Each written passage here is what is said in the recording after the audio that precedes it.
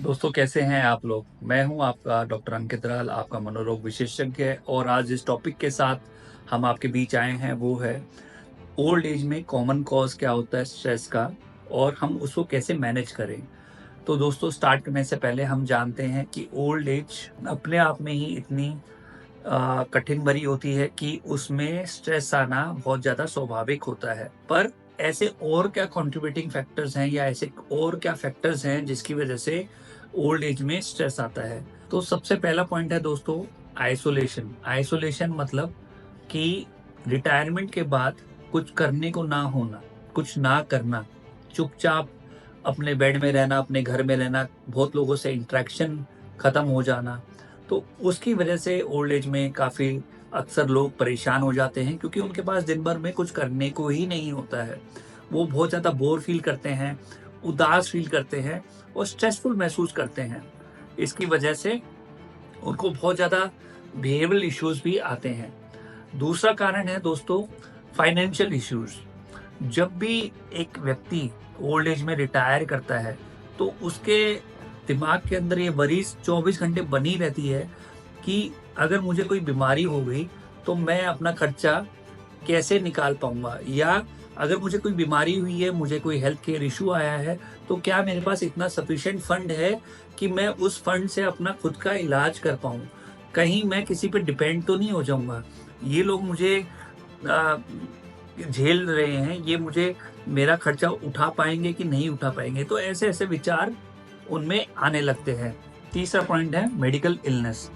Old age में अक्सर जो लोग हैं उनको मेडिकल इलनेसेस बहुत ज़्यादा होने लगती हैं जैसे कि थायराइड की, शुगर की, बीपी की, हार्ट की या बहुत ज़्यादा ओल्ड होने की वजह से चल ना पाना, उनकी मूवमेंट रिस्ट्रिक्ट होना। तो इन सारी बीमारियों को लेके उनको बहुत ज़्यादा स्ट्रेस होने लगता है, उनको बहुत ज़्यादा एंग्ज़ायटी फ़ील होने लगती है और अपने आप को काफ़ी लो महसूस करते हैं।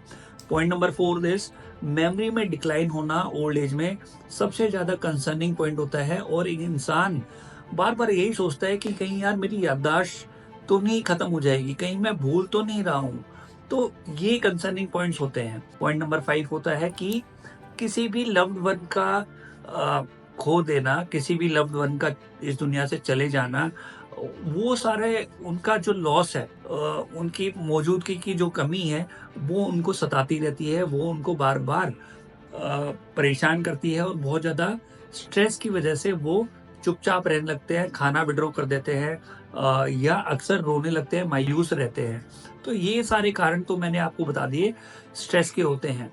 अब हम इस स्ट्रेस को ओल्ड एज में कैसे मैनेज कर सकते हैं, आइए ये जानते हैं। देखो ओल्ड एज में स्ट्रेस बहुत ही आसानी से हम मैनेज कर सकते हैं, लेकिन आपको वो मैनेज करना आना चाहिए।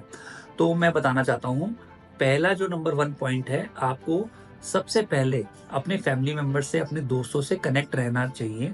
दूसरा, आपको कोई भी क्लब जॉइन करने चाहिए जिसमें कि बहुत सारी एक्टिविटीज़ होती हों, जैसे कार्ड्स प्लेइंग ओल्ड एज के लिए, ओल्ड एज ग्रुप जहाँ पे कार्ड्स खेलते हों, सिमिलर एज के ग्रुप लोग जो हैं साथ वॉक करते हों, लाफिंग ग्रुप एक्सरसाइज करते हों और उस क्लब का आप पार्ट बने रहें ताकि आप एक ईज़िली आप उनसे सोशली कनेक्टेड रहें और सोशली आपका मेंटल हेल्थ अच्छा रहे। तीसरा पॉइंट है, आप स्ट्रेस जो कम कर सकते हैं वो है, अगर आपको फाइनेंशियल की कंसर्न रहती है, अगर आपको ये लगता है कि रिटायरमेंट के बाद आपके पास पैसे नहीं बचेंगे या आप अपनी हेल्थ की जो प्रॉब्लम्स हैं उनको मैनेज नहीं कर पाएँगे, तो उस कंसर्न्स को आप अच्छे से पहले से ही प्लान करके आप इसको दूर कर सकते हैं। तो फाइनेंशियल प्लानिंग बहुत ज़रूरी है। पॉइंट नंबर 4 इज़ अच्छा न्यूट्रिशनल खाना। जैसे फॉर एग्ज़ाम्पल अच्छे से आप अगर कैल्शियम सोर्स खाएँगे, प्रोटीन सोर्स की वेजिटेबल्स या प्रोटीन सोर्स जैसे कि एग्स वग़ैरह लेंगे, दाल लेंगे या फूड रिच इन ओमेगा 3 जैसे फ्लैक्स सीड्स हो गई, जैसे फिश हो गई, ठीक है?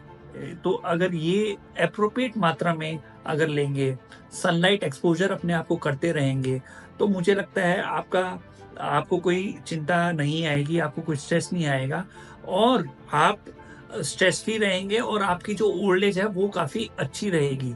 तो आपको न्यूट्रिशन का सबसे ज़्यादा अच्छे से ध्यान रखना है, सनलाइट का सबसे अच्छे से ध्यान रखना है। अगर आप ये सब न्यूट्रिशन को अपने डाइट में डालते रहेंगे, तो आपकी मेमोरी भी इम्पेयर नहीं होगी। आपको मेमोरी डिक्लाइन की कंसर्न नहीं सताएगी, आप परेशान नहीं होंगे। आपकी मेमोरी इंटैक्ट रहेगी।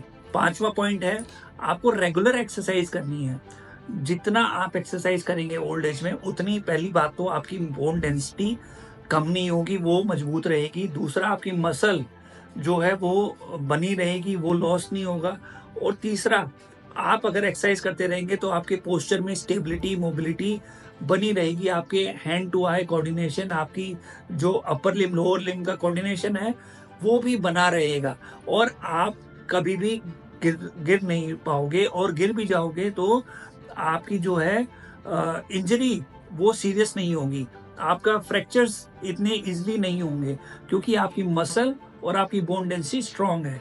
तो ये 5 चीज़ें अगर आप करते रहोगे, तो मेरे को लगता है कि आपको ओल्ड एज में कभी स्ट्रेस नहीं आने वाला है।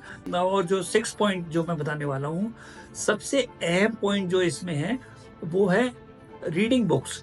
बुक जितनी आप पढ़ते रहेंगे, आपके न्यू थॉट्स आते रहेंगे। आपका जो कॉग्निटिव डिक्लाइन की जो आपको चिंता सताएगी, वो कभी नहीं होगा, और आपकी मेमोरी हमेशा फ्रेश होती रहेगी। आप लोगों को याद करने में, लोगों को बात करने में कभी भूलेंगे नहीं। कभी आपको ऐसा नहीं लगेगा कि मैं कुछ भूल रहा हूँ। तो ये 6 तरीके अगर आप करेंगे, तो मुझे लगता है आप लोग कभी भी ओल्ड एज में स्ट्रेसफुल नहीं फील करेंगे, और ओल्ड एज में आप इजीली स्ट्रेस को मैनेज कर पाएंगे। ऐसी और वीडियोस के लिए मुझे आप फॉलो करते रहें और मेरे चैनल से कनेक्टेड रहें। Thank you.